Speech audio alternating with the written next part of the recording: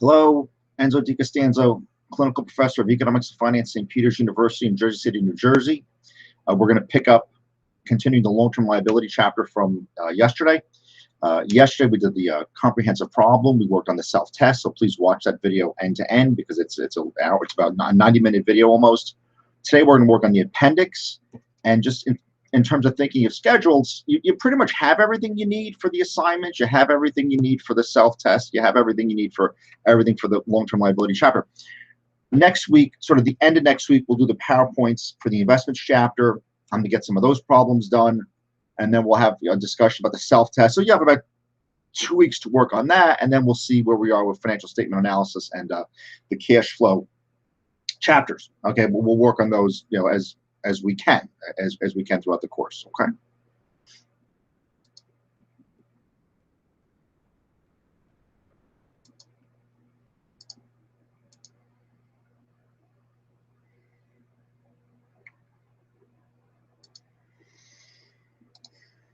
Okay, folks.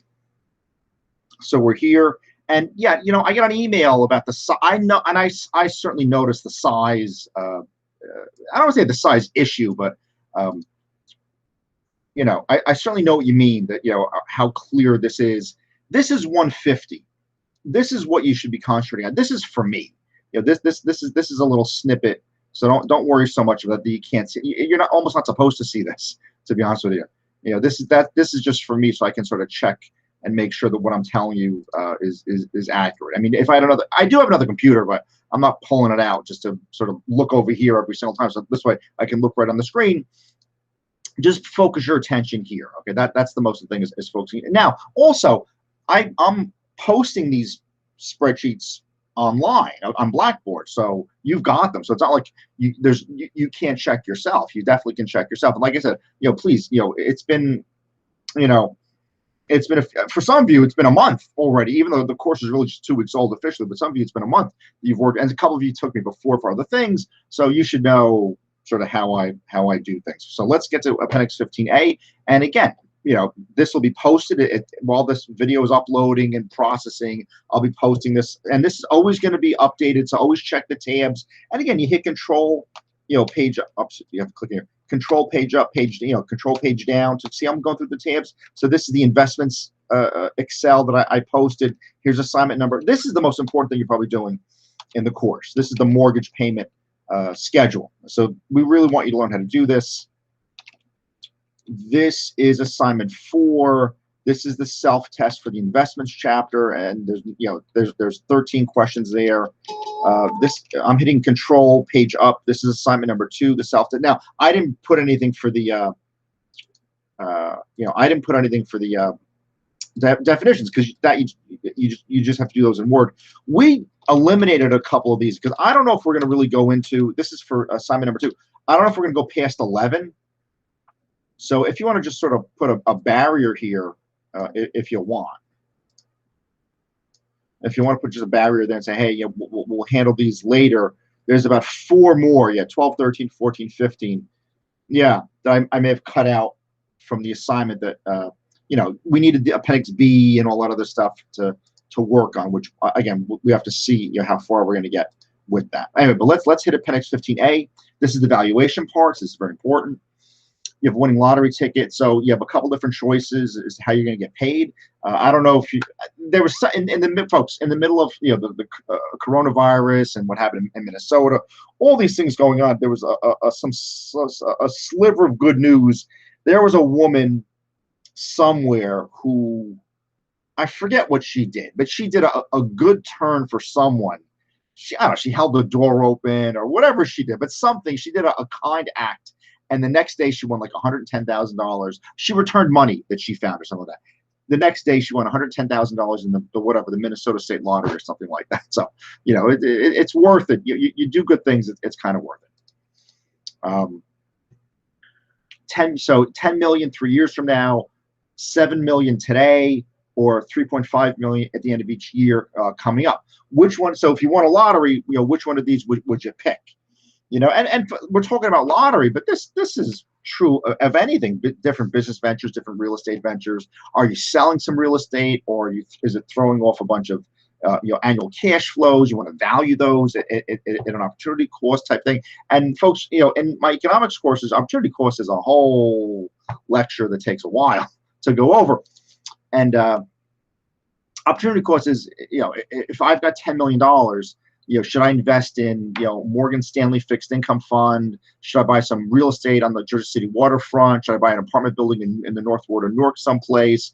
What should I do? And, I'm giving up something else. Now, it's sure, dollars and percentages and returns all matter, but also, the aggravation, and there's sort of the intangibles, which can be significant. Okay, which those things can be significant.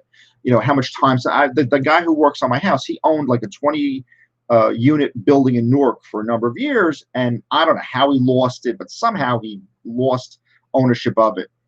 And I could see he kind of regrets it, but he was having health problems and all these different things were going on, and he just couldn't keep up, and he wasn't sleeping. He owns a house in Belleville now, single family home. He runs his contracting business. He's a happy guy. So and he looks better too. But he almost died. And he's in his 30s. He was like 35 or something. Not much younger than me.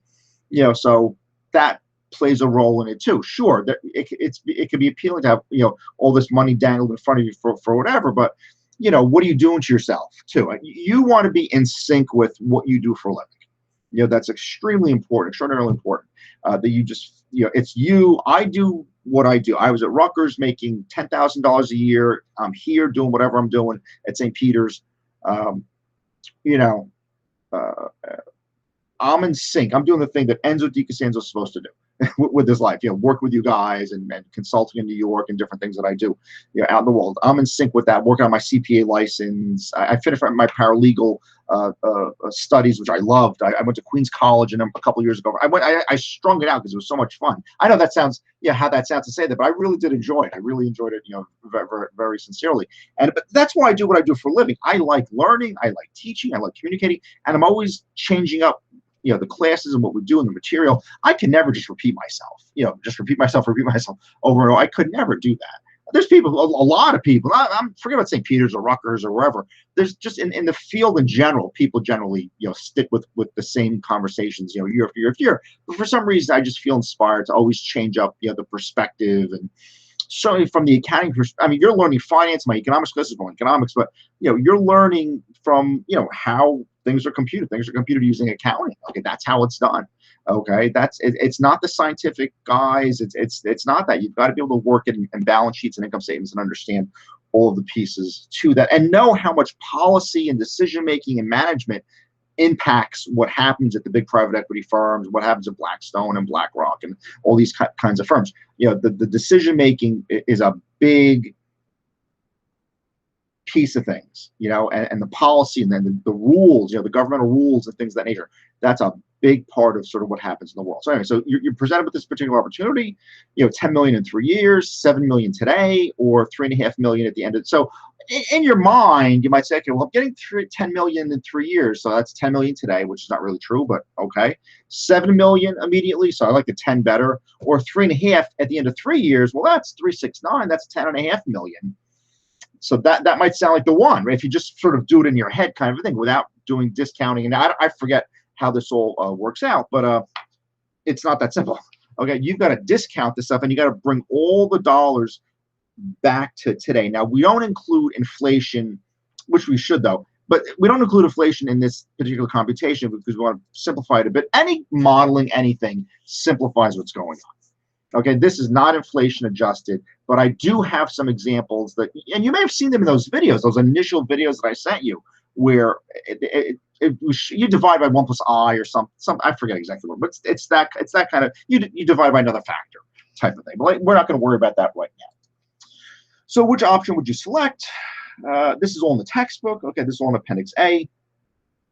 So we're going to use, we're picking a kind of a high one in my opinion, but I knew a guy who worked at where did he work? He worked at a Los Angeles money manager.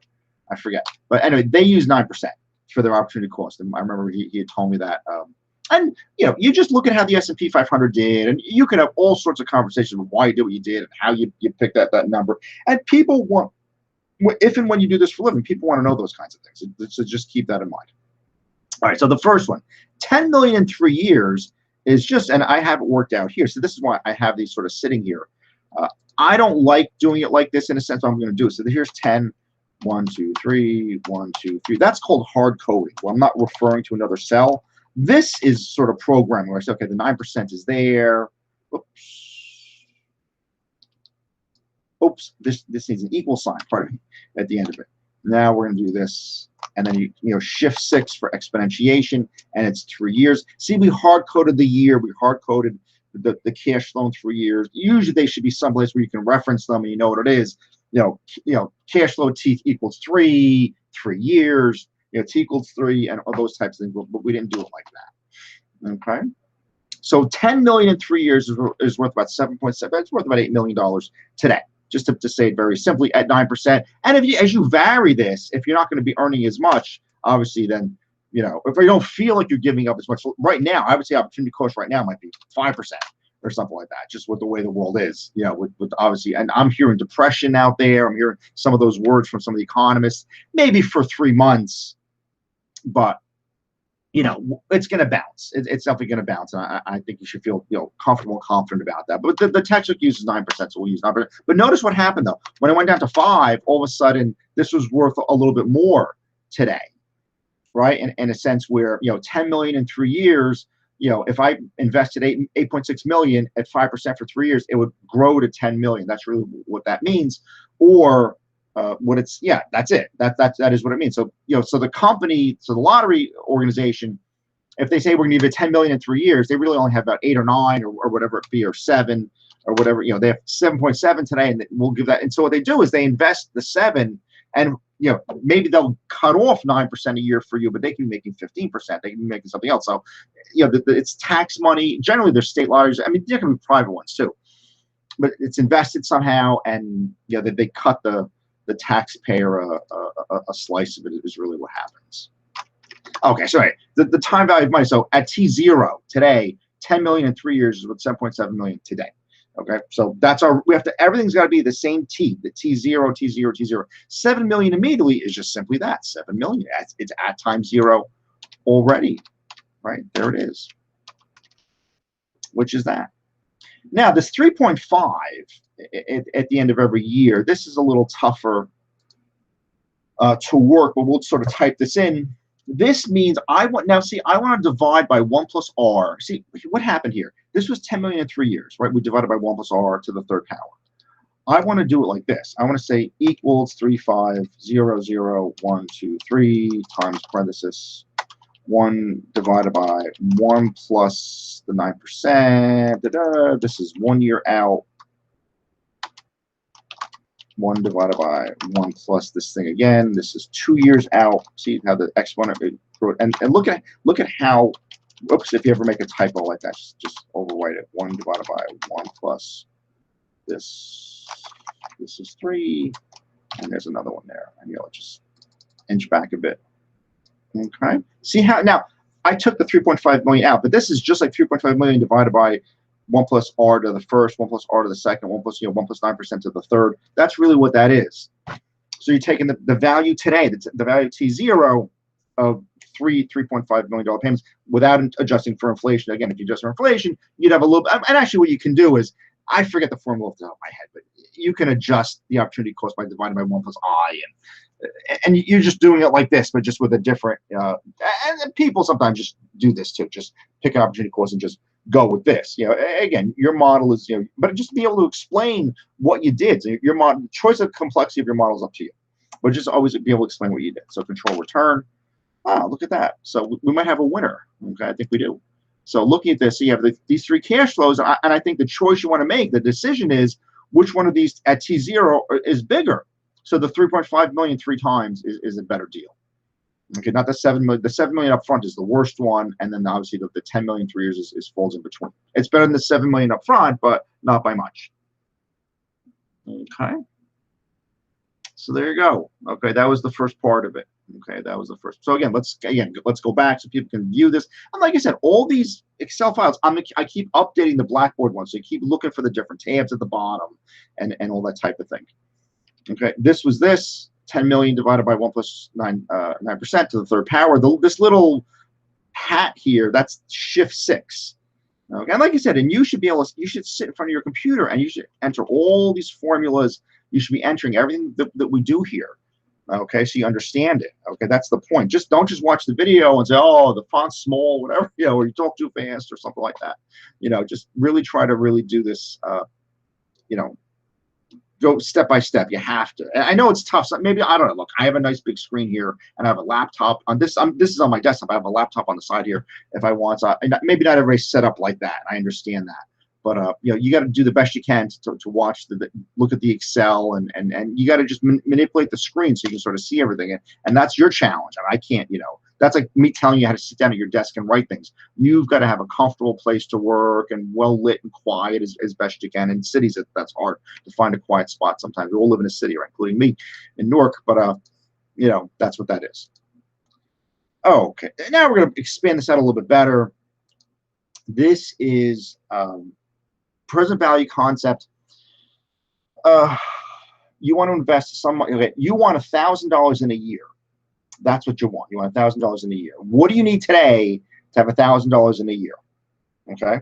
Now, you want this, you want that.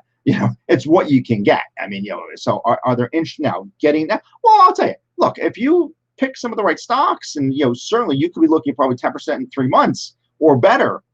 Right, when like I said, July, August, and September, bad. So don't have any hope for that. But once the November, Christmas, hopeful, and Trump gets in again or something, and vaccine shows up, and believe me, if there's a vaccine to be had, don't think for 1 minute that the Trump's guys aren't going to manage it to their benefit. Don't think for 1 second. That's the advantage he has over Biden, is that he can manage when this vaccine thing is released. The news is released to the public. Don't think that an incumbent president wouldn't do something like that. That's just the nature of a political job. So, but again, 10% return. So, what we're doing here is, we want 1,000. And notice all of my little details here. T equals 1. That's a year from now. See, I'm very physics oriented. See, this was times 0 times 0 is generally today. You want to be used to time indices and things of that nature. You want to be used to things like that. The annual interest rate is 10%. We're looking at a year, and let's compute the present values. This is, so again, if I want some kind of amount of dollars to grow, to 1,000, right? What do I need today? About $909. Okay, that's the answer. There's about $909.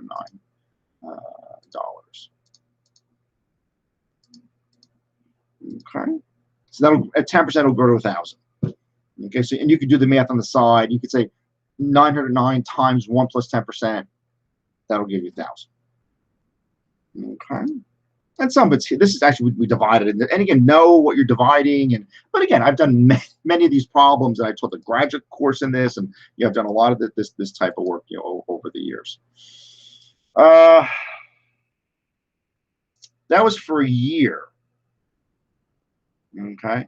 Now, if you want to do this 2 years, just philosophically and theoretically, you at the same returns, you would need less capital up. You want $1,000. Oops, and look, just found an error here. Future value, and this is 2 years from now. So that's why, folks, believe me, I'm very focused when I do this work. But there's little things that we can. I reuse a lot of the models, so there's always a chance that something's sort of lingered from something else. So that's why that lingered. See how the change I made? So again, I'm going to overwrite what's up there.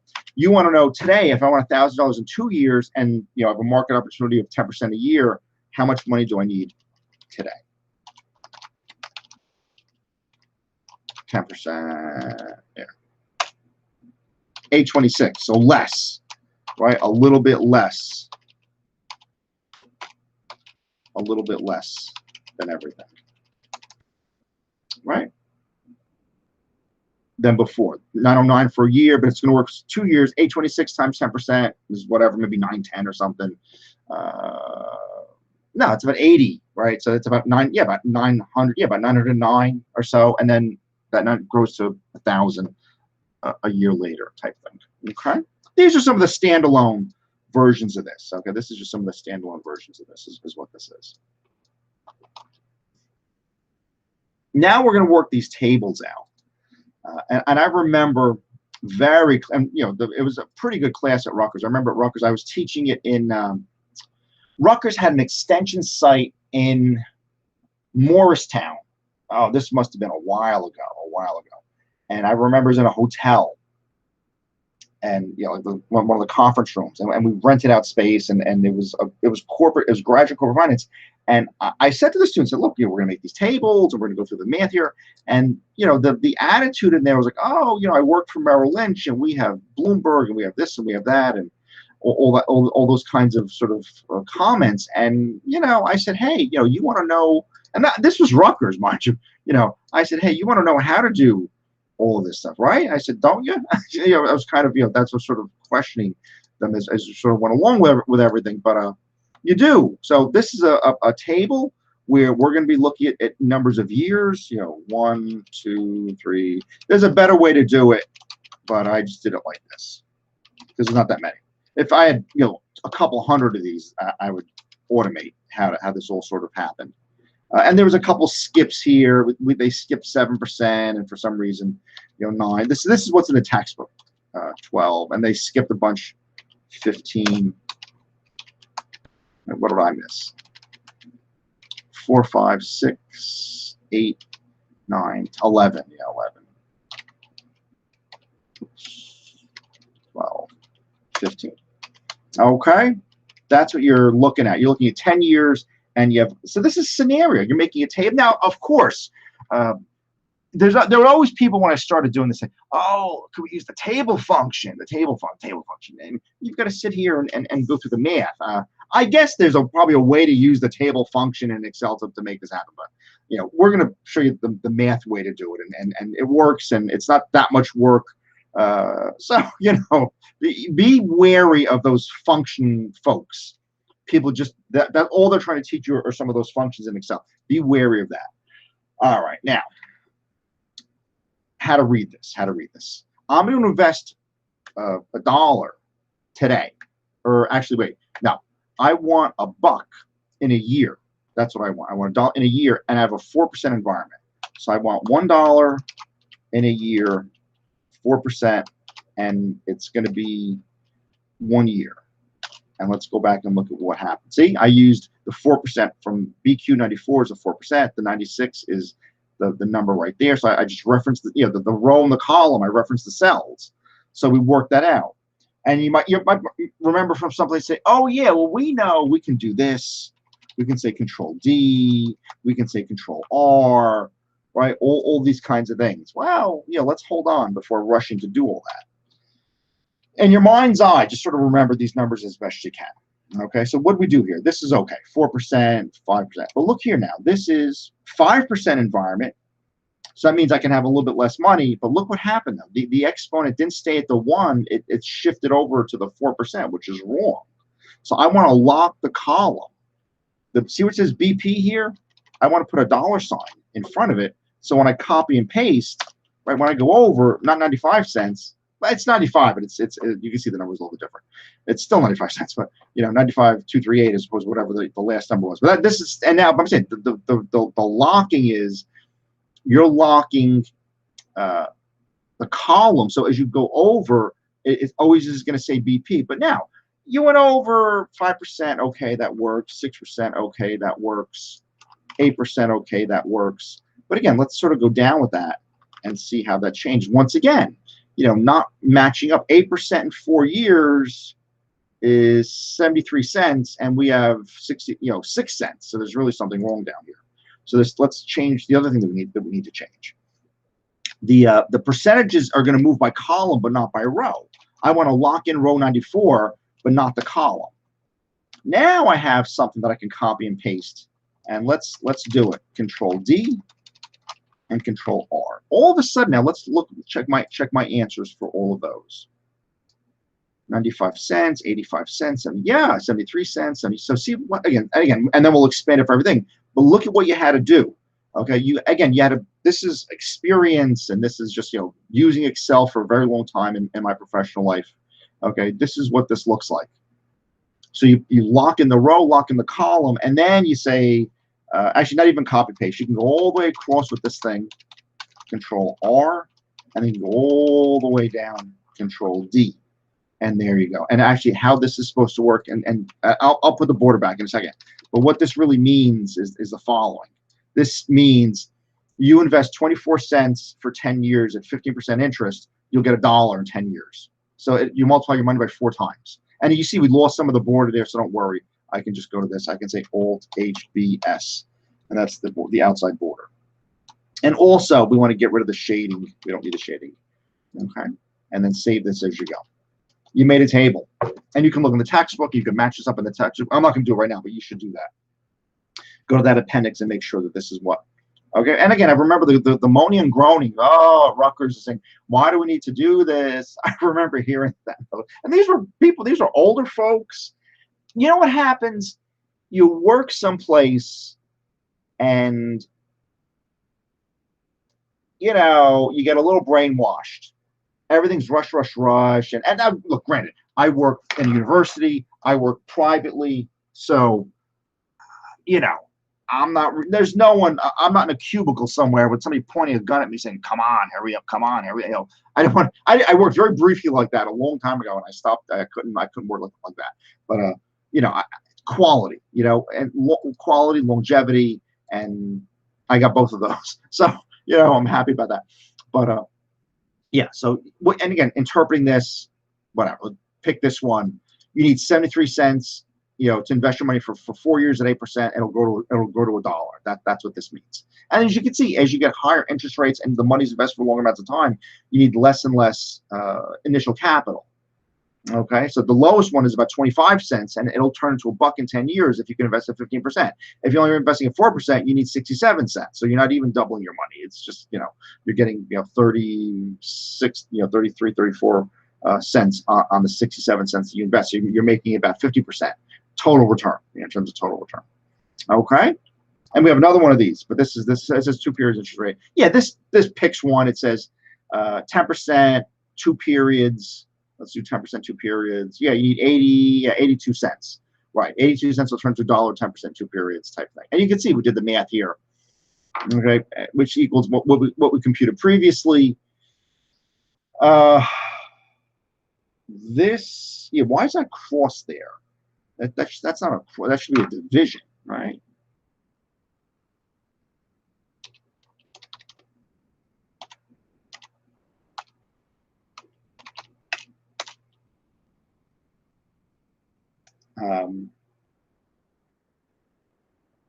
No, that's fine. No, you're not. You're right. That's the factor already worked out. Yeah, that is the factor already worked out. But yeah, no, because that's not the 1 plus. That's with the exponent. So right, 2 years into it, yeah, that's all okay. Right. So and again, and you can amplify this. So for 4 years, 10%. Right? Is it 4 years, 10%? 2 years, pardon me. 2 years, 10%. Yeah, 2 years, 10%. Actually, let's put a box around that so you can reference it. But yeah, 2 years, 10%.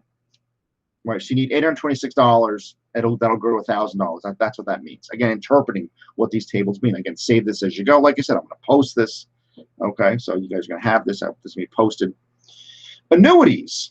Okay, annuities. Face value of the bond. Yeah, so with these bonds, you got to be careful. Annuities are, say you're working on the mortgage payment, which it's a one amount number, a consistent amount number every month or every year or every 6 months, whatever it might be, and then you pay off a little principal, a little interest every time, and it doesn't distinguish. With a bond, it says, okay, you owe $1,000 at the end of 10 years or 5 years, and then you owe $50 interest every 6 months, or $75 interest every year, kind of a thing. Okay, so that's what's next. Yeah, so interest rate, number of interest periods, the amount of period. That all means something there. So it says you will receive $1,000 annually for 3 years. Interest is 10%. And what are we doing here with this? Yeah, you want to value that. Okay, you want to do a valuation on that. Okay, and let's do that. Let's do a valuation on this. You're going to receive three $1,000 payments. I'm just typing these in. All right. Your opportunity cost or your instrument is going to give you 10% a year if you can get it. And we're going to do this a couple different, something that's handleable. We're going to do this a couple different ways. When you look at the appendix in the textbook,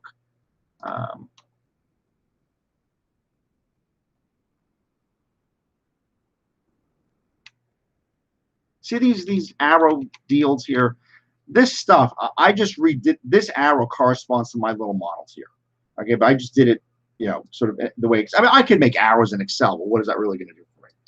This makes a little bit more sense. So now what you're going to do, you want to value all of these cash flows, based on the year. That's why we have the index here. And actually, this needs to be locked entirely, and this can be locked. The column can be locked, not the row. The column can be locked. All right, copy all page formula.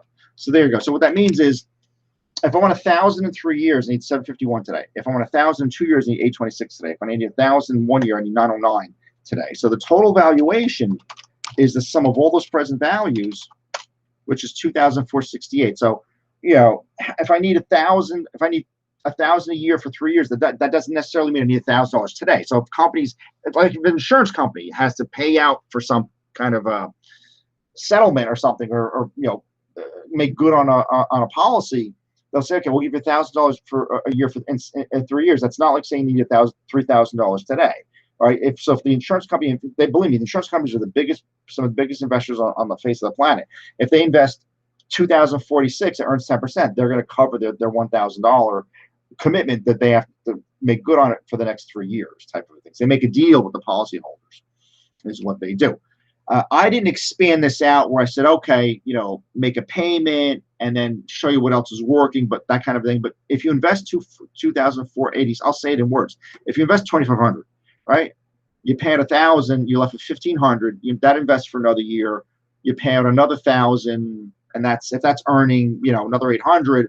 That's 5 and 8 is about 13 or so, or whatever it might be, and you paid out another 1,000, and then you may have 800 or 900 left. You invest it for the third year. It gives you 1,000 at the end of the third year, and then you have nothing left.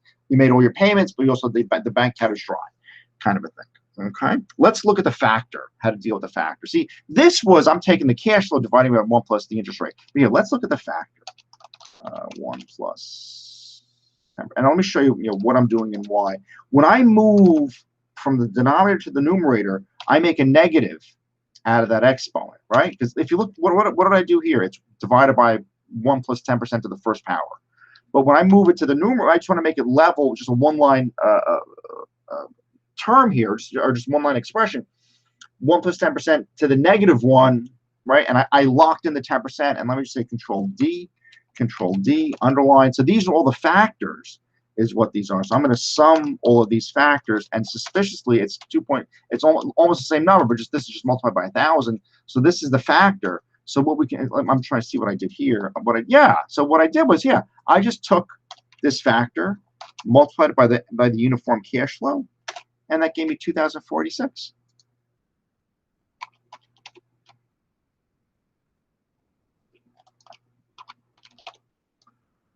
Okay, and then save.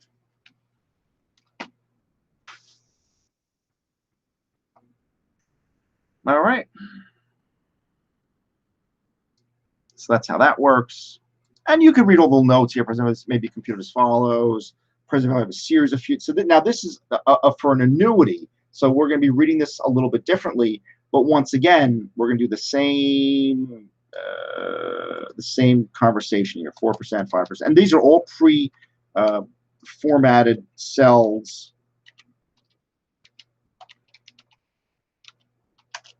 All right, those are all pre-formatted cells. And here, let's do, instead of just retyping everything, well, let's just do this.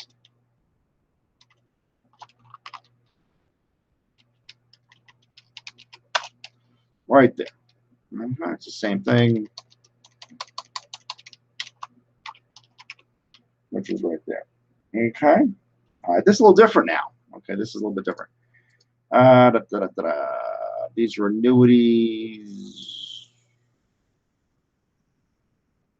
Yeah, I did this using some know-how from the book, is what I did. This, I did not use the annuity formula because it wasn't expressly discussed in the book. But here, this top line, this is simply this.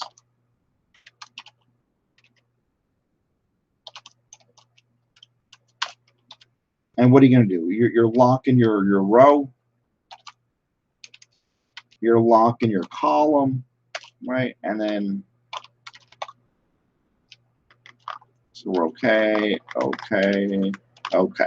Right, we're all okay there. But here, so we locked it. So you say, hey, you know, it should work the other way. But wait. Let's see what happens now. So what this means is, I want $1 at the end of this year and $1 at the end of next year. What do I invest at 4% to get $1 a year for the next 2 years? 92 cents won't do it. 92 cents will just give you $1 in a year. So what we have to do is, and I did it here. You have to add the previous factor. And I'd never done it like that before, but it works. It works. So, see? Control D. So now, whoa, whoops, undo. Yeah, pardon me. Control R. There it is. Okay. So you have to be careful. So, yeah, so 1.78. Yeah, so what this means is in 2 years, if I want $1 a year for 2 years, I need $1.78 today. It'll earn 8% for a year. I throw off $1. What's left earns 8%. That should get to the finish line as $1 type of a thing, and that's it. Okay. Apologies for rubbing my nose. I'm sorry about that. That's a bad habit. I gotta stop doing it. So, all right, there's that. Okay, and let's just go sort of down a little bit.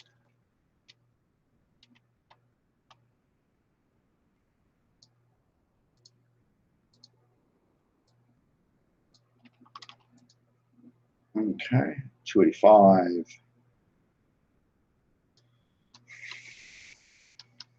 All right.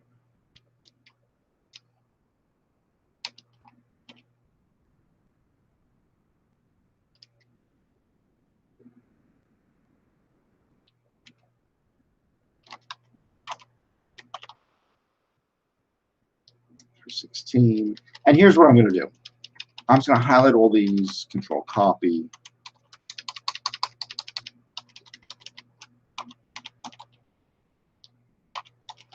Get rid of the shading.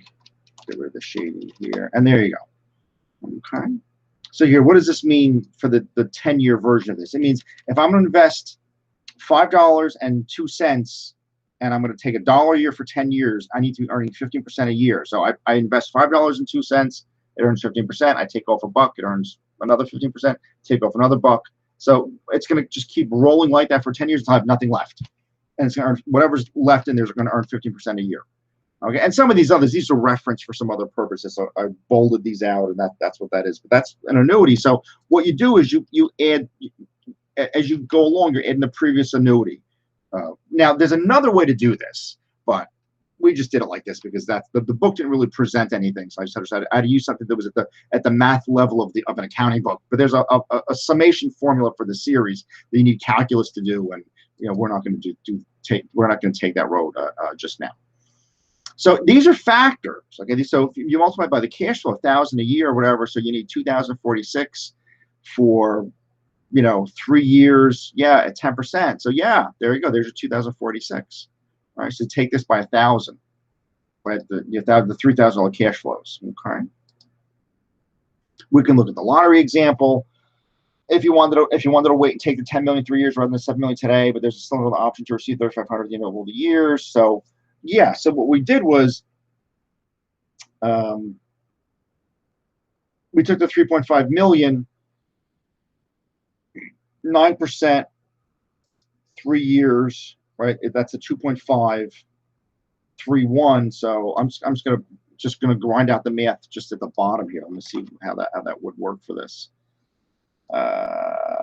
Here, so we're going to do equals 3, 5, 1, 2, 3, 1, 2, 3. Those are the payments, and it's 3 years, 10%. I hope, right, is what it is. 3 years.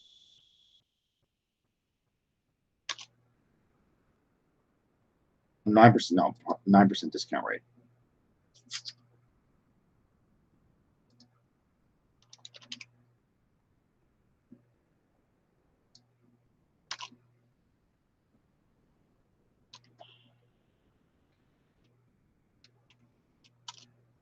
Yeah, there it is. 8,859,000. Yeah, 8,859,000. There it is. Okay. That's using the factor.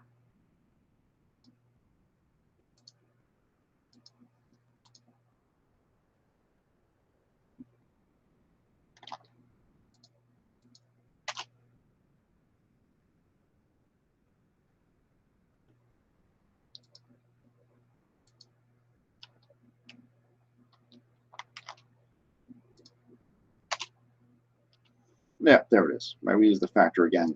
I'm just doing this on mine. Again, as you go through these, you always go back and say, hey, I could have done this, I could have done that. Right? That happens often with this kind of work.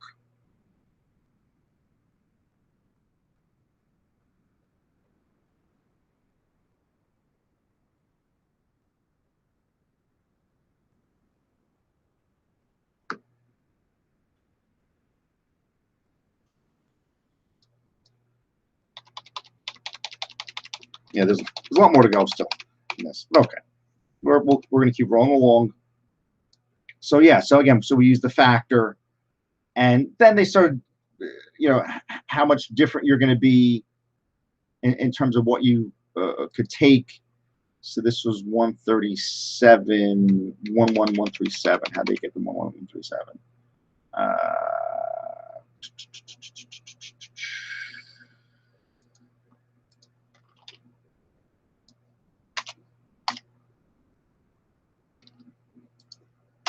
There it is. So I'm going to do it like this. Shapes.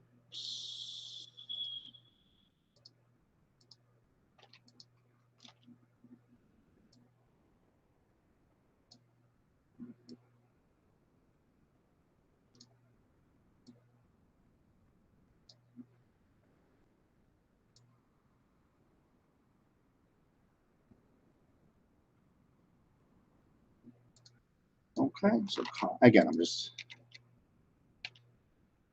repeating ourselves here a bit. This is in there, so yeah, it's the same. Yeah.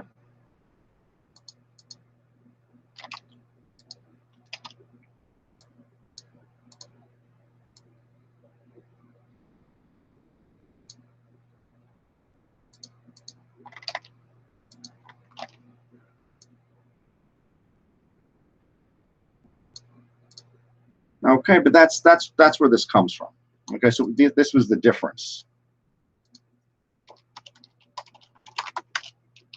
And again, you can make a lot of these out there.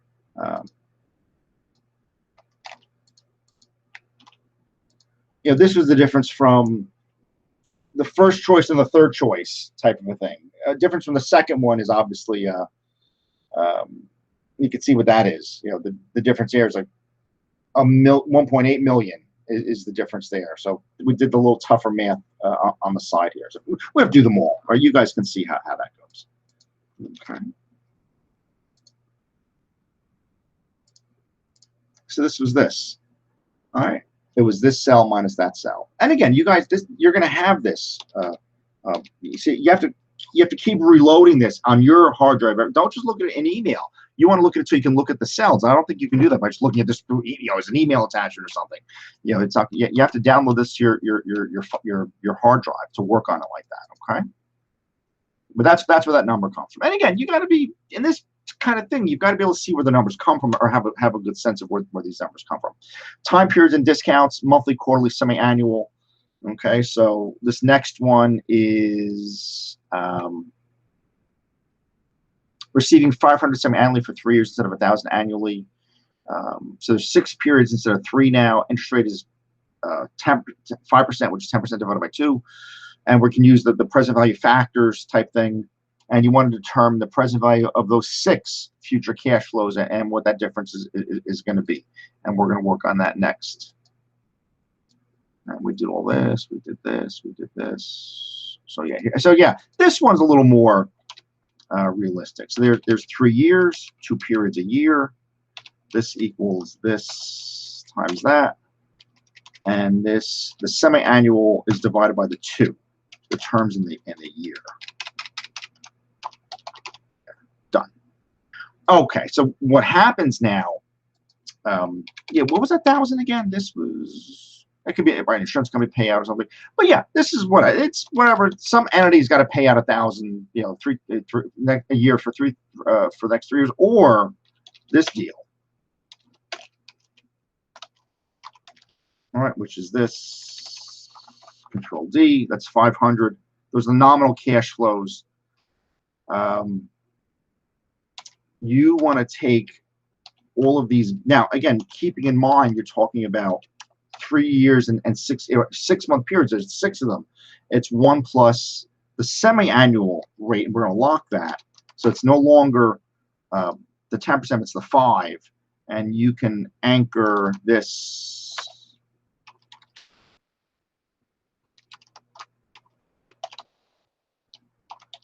Which is right there. So looking at this, so 500 in a year, right, in 2 6-month period, you would need 453 today, okay, to produce that, and you need 476 to produce the first. So you'd want to add. So instead of 1,000, you need whatever that is, 912 or something like that. But what you would do is you would to work this valuation. You know, you would want to work all of these 6, and you want to figure. So yeah, so for the first 2. You need 929 to generate 2. So instead of 1,000, because the money's working for you, so you have 929 in. It's working at 5%. So there's a 5% earning on that. Okay, and so bumps it up a bit, whatever, $40 or something like that. You take out 500, and then what's left earns another 5%. That should come out to another 500, and then that's it. Then you've paid off your first 2, and that's how that works. Now, working through all of these. There's underlining that. That's what this is. 500 divided by 1 plus 5%. Okay, which is that? Equals 1 plus 5%. Lock it. These are the, again, lock in the column here, right? These are all the factors. And what are we doing with this? This is a negative. Yeah.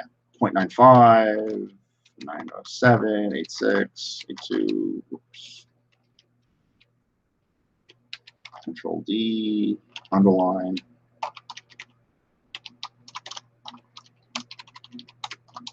There we go.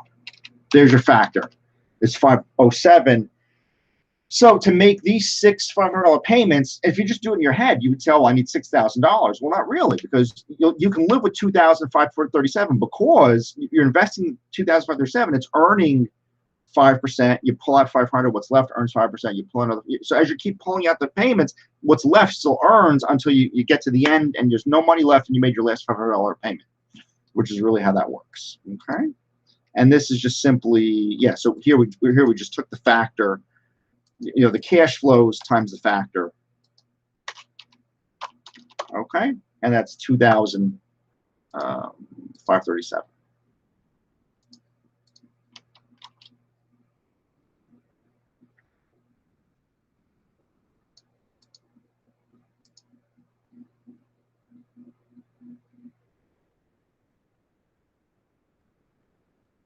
Yeah, so semi-annually every 6 months, twice a year. Yeah, there. So again, you guys read the little text under this stuff, but that's what you're modeling. You're modeling 1,000 a year paid semi-annually.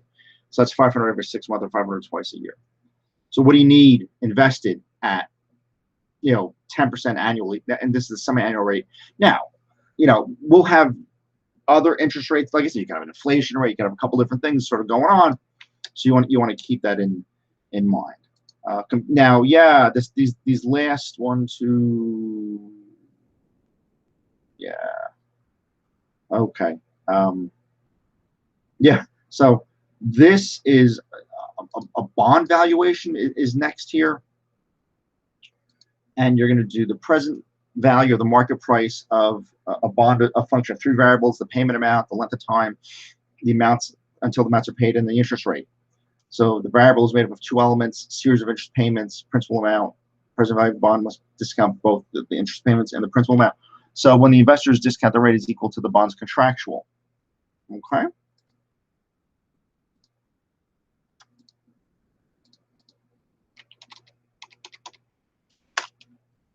So you're doing, it's a $100,000 loan, is what it is. You want to figure out the semi-annual payments. So, yeah, the contractual rate in this example, it's a face value issuance. So it's 5 years, twice a year. So it's 10 periods, and the semi-annual rate is, how do we do this? Yeah, we're gonna do it like this. So it equals 100,000 times the semi-annual rate, which you don't know yet, but I'm gonna do it right now for you guys, equals this divided. And you can have an effective version of this. So you get, there's a lot of ways you can go, but again, you have to define what you did and why. And I'm not saying that this, effective rate is wrong. I'm not saying any of those kinds of things, but you want to be able to say, hey, we did this because, and sort of, as Warren Buffett would say, fill in, the rest of that type of thing.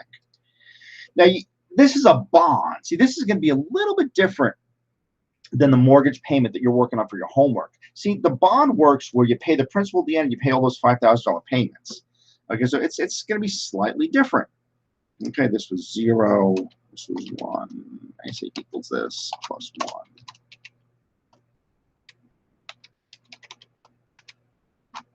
Control D, Control D, Control D, Control D, and this is equal to, because you have two things happening at the end of the year, at the end of the 10 years. You have the $100,000 getting paid back, and then you have all these interest payments starting at the first 6-month period is 5,000.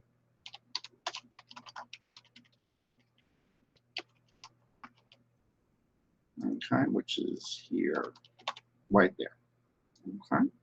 So we have a lot of things going on now. So just, you got to really, I guess I know we've been going for a good hour here, but now you got to really focus as to what's happening. So we're here, we're going to clean this out. So 5,000 6 months from now is equal to what? Well, it's a now again, we're using the contractual amount and is the discount is what we're doing, and you're going to lock in the column so the row can move. You're going to lock in the column here so the row can move. Okay, and there's your there's all your payments.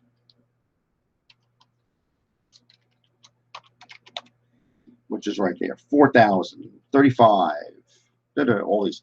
Yeah, so that's, now you've taken the nominal amounts of your interest rates and you've said, okay, what are they with today?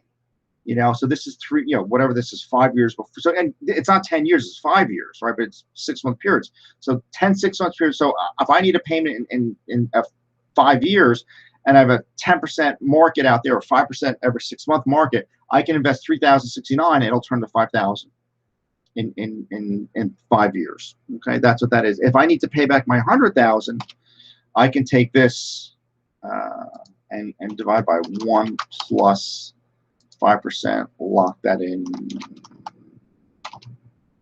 10. That's 61,000. So again, I need 100,000 in 5 years. I better have 61,000 today working and appreciated 5% every 6 months. That's what this means. So when you add up all of these, time value of 0. Now, what does this really mean? Well, look, if you're taking a loan, you've got to figure out your cash flows, where if I owe in 5 years 61,000, if I owe all these 10 cash flows every 6 months for the next 5 years, I better have a business where I'm throwing off these amounts of I'm throwing off 4.7, 45, 43, 41. I'm throwing off all these cash flows. I mean, look, I don't want to just make $4,000, $761 in 6 months. I'd love to make, 25,000 and then just pay off, have my times interest earned, my earnings before interest and taxes number be much larger than this by a lot. and then just pay this off as I need to. That's really what I wish to do. So what you're going to do here, and I think we have a little, yeah, this is, yeah, face. So we're going to say equal sum. We're going to add up all of these, and there's your 100,000. So all these crooked looking numbers, right? That's 100,000 today. So you're lent 100,000 today by a hedge fund or a bank or something, and they say, okay, you got to pay us back 100. So the nominal cash flows are you pay us back 100,000 in 5 years and 5,000 every 6 months.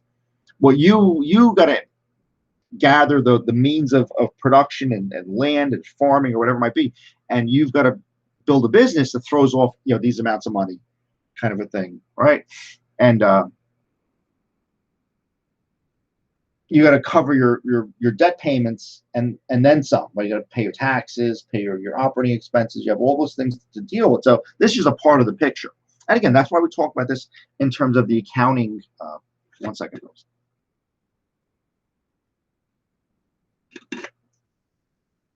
That's why we talk about this in terms of the accounting philosophy. And here, market price of bonds, present value of the principal. So here, let's work at all the factors. This is 5%. Anchor that in. This is this right there.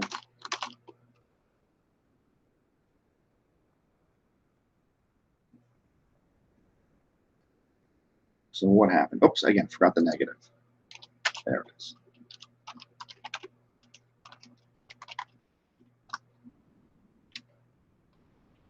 Control D. So yeah, so what's happening here is you have these factors that say, okay, if I want $1 in 6 months, I need 95 cents today at 5%. I need 64 cents or whatever, 61 cents, and today to pay 5 years, pay $1, and then you multiply by the cash flow. So these are just simply all the factors is what they are.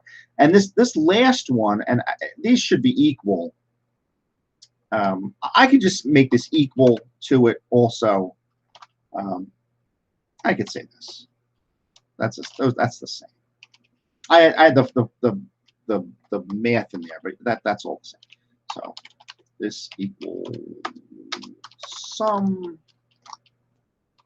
All those in there. That's 7 points. Oops. There it is. Without the end payment in there. So and let's show you why we did all of this. Okay, so again, we're using all this. We're saying, okay, this is the present value of the principal. Here's the factor times the principal, 100,000. This is the present value of the interest payments, which is the 7. Yeah, this equals this times the 5,000, and this equals the sum of all these. There's your 100,000. Okay, I think we just added this up. Yeah. Okay. There's your valuation. Okay. There's another. We did another version of that, which is up there. Okay. There's your valuation. Now again, I sort of snake through this all. Right. You got to look at everything. Where it came from, 1 plus 5%. Here's the 5,000. Here's the exponent, and how to put the dollar signs in there. And folks, you got to go in, and like I said, you have this all in Excel. So don't worry if you can't see this, you can't see that, but you see where we are in this, and just get over there and start reading it off the Excel, and you should be good. Okay, but like I said, you got to organize. You got to organize emails. It's never going to be just one email, right? You got to be able to organize emails and files. I'm trying to teach you that skill, because that's an important skill in this whole stuff that I'm showing you guys. Managing email and managing videos and managing instructions and just managing everything. That's going to be your job for quite a while. Okay, so you got to build up a skill of organizing what you're doing. Okay, this is whatever candlesticks bonds or whatever it may be. So they borrowed 100,000. That's how they're going to pay it back. So again, if it's canceling, probably a baseball stadium. You guys might be a little bit young, but the San Francisco baseball team started in New York. They were on the other side of either the Harlem River or but they were in Upper Manhattan, across from Yankee Stadium, whatever that river is that separates the Bronx from Yankee Stadium. Maybe the East River. I think they were across the East River. I think it turns into the Bronx River at some point. But they moved out to California to play the Dodgers. When the Dodgers from Brooklyn moved out to California, it's fertile land out there. Everybody's chasing a buck in New York and Brooklyn and Queens and Manhattan and all that. But San Francisco went. The Giants went out there. The Dodgers went out there. I think the Padres were born out there. The Angels were born out there. What's the 15th? I know that there's five. Oakland, yeah, Oakland. Yeah, Oakland came from Kansas City. It was the Kansas City A's and the Philadelphia A's. So that franchise moved a couple times until they really settled in Oakland. And I don't think you guys follow football very well, but I know the football team had difficulty surviving there. They moved to Los Angeles. Now they're going to move to Nevada in a couple years. But the Oakland Raiders were like the team when I was a kid. That was like outside of Pittsburgh, they were the big bad football team.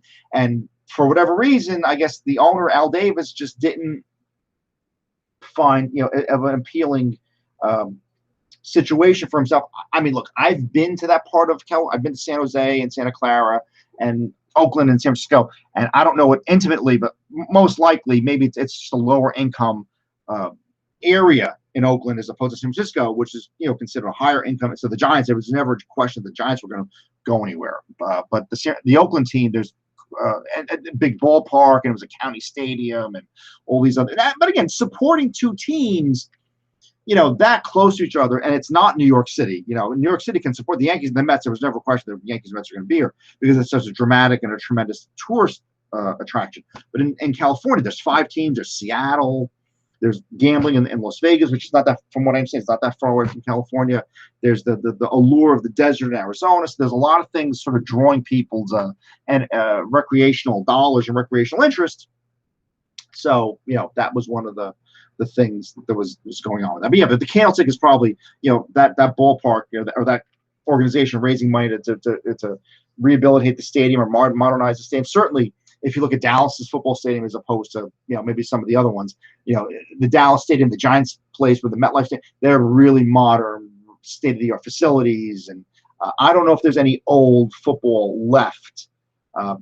New England probably not. Gillette Stadium is another modern one. I think they're all modern at this point. I don't think there's any old stadiums. Maybe the reason San Diego they fled to LA figuratively. That was the old Jack Murphy Stadium. That was probably the same stadium from long ago. That's probably why they left. St. Louis has struggled with this. So that kind of, all the Texas ones are modern, but there's probably no unmodern, because how could you survive? You go to Dallas where it's like going through the mall. I've never been to it, but that's what I'm hearing. So anyway, that's probably what this was. Now, so we did a valuation here at face value. Okay, this was at face value. So you're discounting at the same rates that the contractual rates of the interest payments are. That's going to mean something in your careers if you do this for a living and in other problems in this book. So here's what we're going to look at. We're going to look at present value of principal and interest at face value. We're going to look at present value of principal and interest at a premium, and present value and interest at a discount. And you might be looking and saying, oh boy, all these percentages, what's going on? Well, here, let's look at the baseline. The baseline is the discount rate and the contractual rate are the same. Okay, they're the same. And actually, and we just did the work on this. Okay, we just worked on this. So this is the 61,000, and this is the sum of these 10 payments.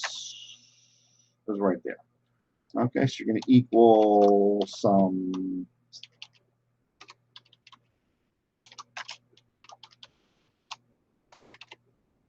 There's your face value. So the principal 61,000, interest payments 38.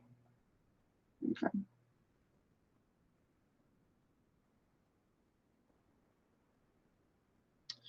Yeah, so we have all the comments here. What's at a premium? Now, looking at this, that's face value. So you're paying $100,000 to get all of these cash flows. So you might be saying, well, why would you pay that if you're going to get $100,000 in 10 years? Well, you're also getting all these other interest payments. You're getting $5,000. So you're getting $150,000. You're getting $150,000 in 10 years for $100,000 today. Okay, so and just looking at that's 50, yeah, over 100. So that's a 50% return in 10 years. A lot of people would take that. Okay, some of this other stuff here. Yeah, so to fill in these other, and we'll be getting to the finish line. Yeah, we'll begin. Yeah, that's it. Yeah, we'll be getting to the finish line with this. We got to slide down here a bit and work on the next versions of this. This is the premium. Yeah, this next one's a premium. So what are we at? 319? Yeah, 318. Yeah, 318. So yeah, so now we're gonna do the same deal here. So we're looking at 100,000. 1, 2, 3. We're looking at 8% here. We're looking at 5. We're looking at 2. We're looking at 2 times 5, right, which is right there. And yeah, the contractual is 10%. Okay, the contractual is, and again, to break these all down. Now, again, we can argue about, how we should do this. Should we do this effectively? Should we just do it by division? We can argue about that at some point if you want. And now you have a question. So would you use the discount rate or the contractual? Well, if it's this thing times a 6-month rate, there's a contractual. It's 5%. It's not this. These are the discount rates. Actually, it should say it in here. Annual.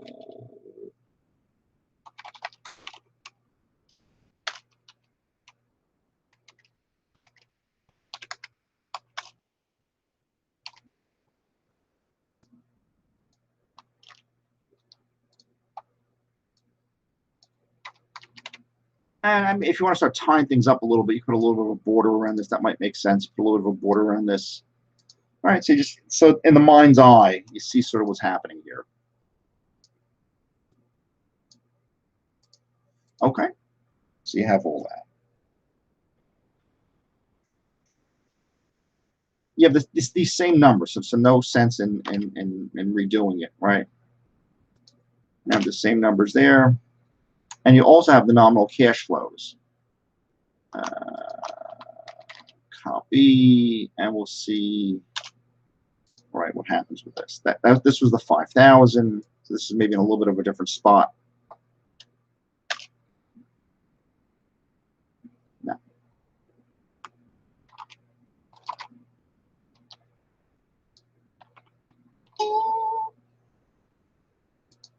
We need to go to the 1, not the. I went to the 0. There it is. There's the 1. There it is. There's your 5,000, and there's your 10, or your 100,000. And this we need. Okay. All right.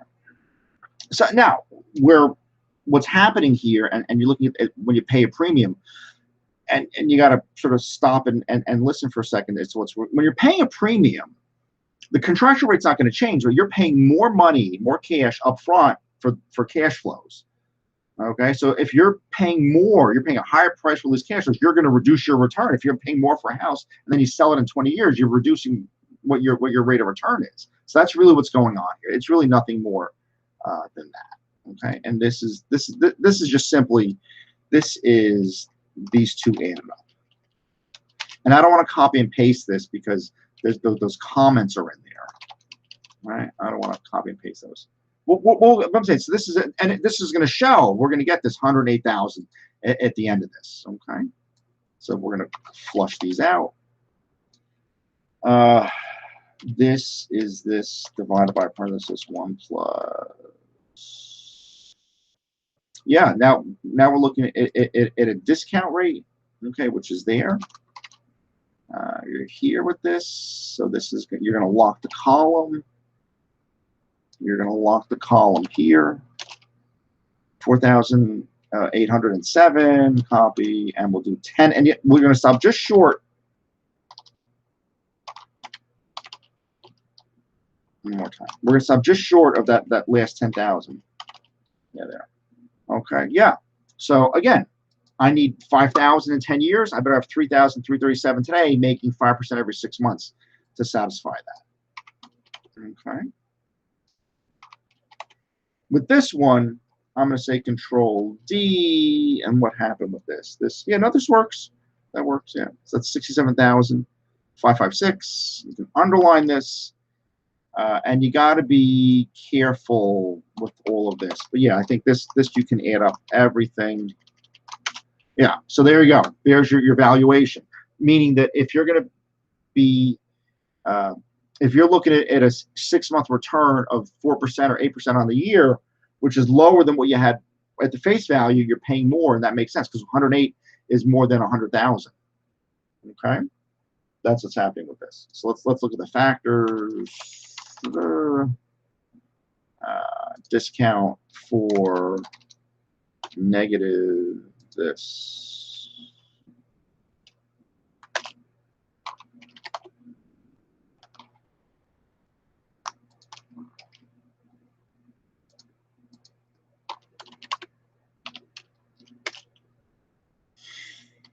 Okay, and this is going to be equal to the sum, and we're just doing this in pieces now. This is simply for the interest payments.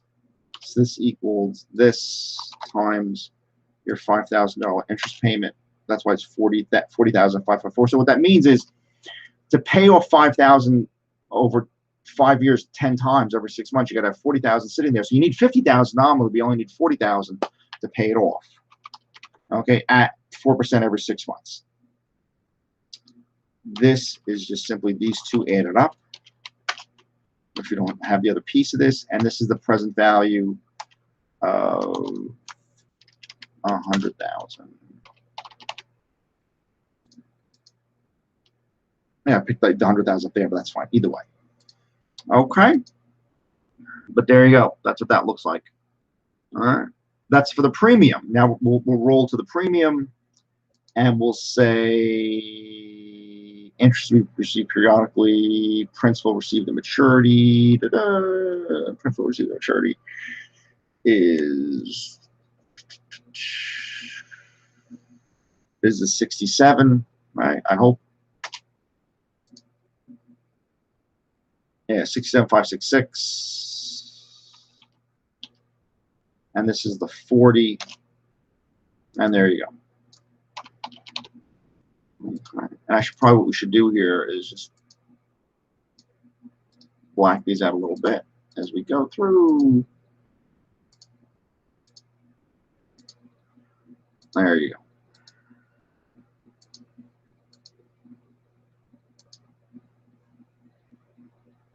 Okay.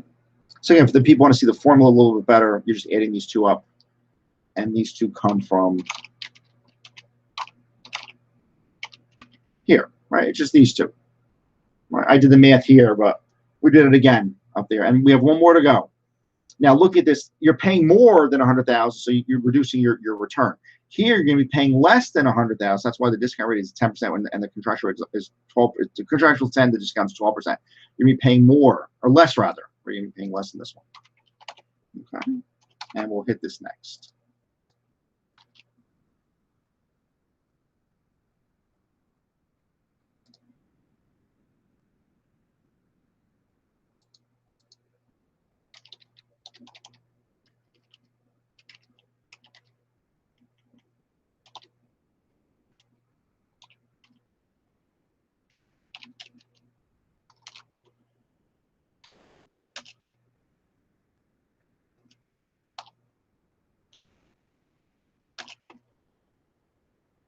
You can see how we're doing this. This is the same maneuver. These are all the same maneuvers from before. This is just an entry. This is divided by 2. This is divided by 2. This is an entry. This is the multiplication of the 5 and the 10. And this is simply this thing times the contractual 6-month rate.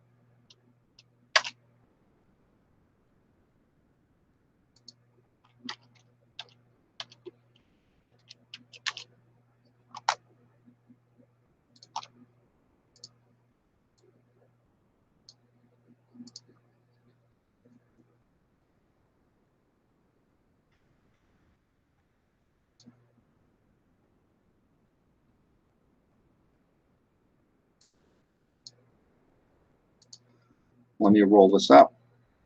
Let me roll that up. Okay. Now this is all the same. This is all the same thing now. Okay. So let's clear this out.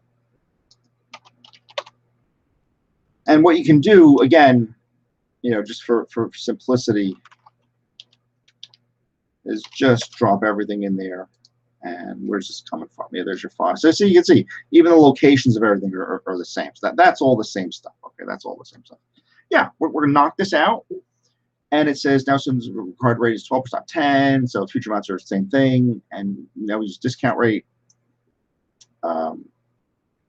Yeah, so we use to do the value. So again, looking at how you valued these, all right, you didn't use the contractual, you used the discount rate. Choose this discount rate there, and using the discount rate there. So this, and actually this, I should copy this and drop this in there.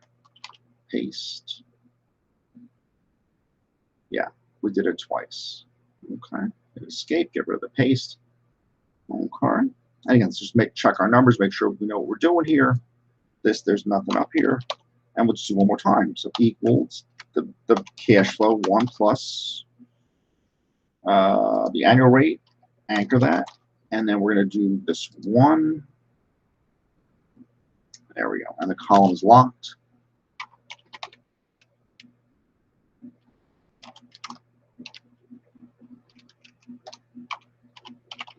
Formula. Okay. See how we did all that? The cash flow divided by 1 plus the discount rate, and then to the power of the index, because this is the second 6-month period is what that is. This thing is I think I can say Control D, and I think that'll work. Yeah, right, because it's 100,000. Yeah, that works. And then we say equal, and this is going to be less than 100,000. It is. It's 92,639. And then and we're just going to do the same thing. So we're going to prove everything here, sort of once and for all. Okay, which we can do next. Save this as you go. So yeah, so this was right. This was a lot of stuff that we did today. This was the real corporate finance material. Yeah. Okay. That's what happened here. So this equals 1 plus the rate to 6%. Anchor that. Exponent negative 1.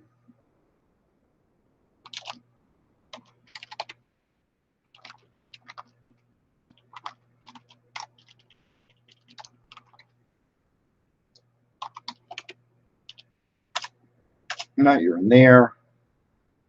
And this is the sum of just the 10 interest payment factors. That's it.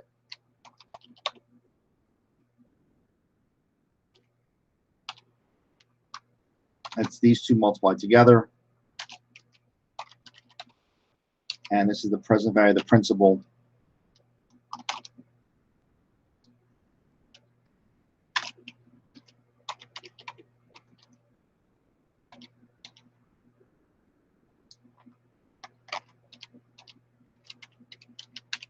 There's your market price. The same thing, 92. Okay.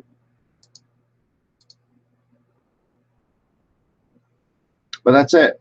So you have the one where it's below 100,000, above 100,000. So it's below, you have a better rate of return. When it's above 100,000, you have a little bit less of a rate of return because you're paying more for the cash flows. Okay.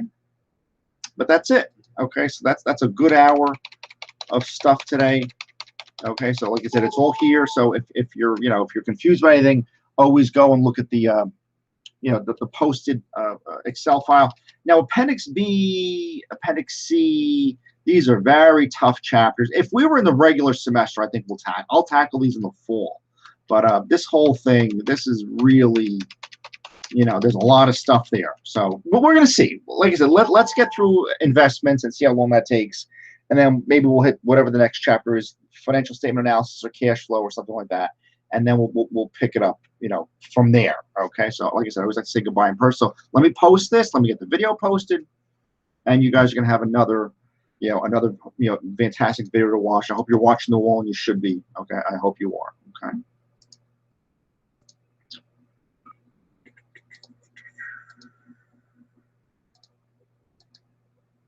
Oh, again, folks, always wonderful. We spent our Friday night together today. It was like a date, right? So anyway. Good luck. Keep working hard on this.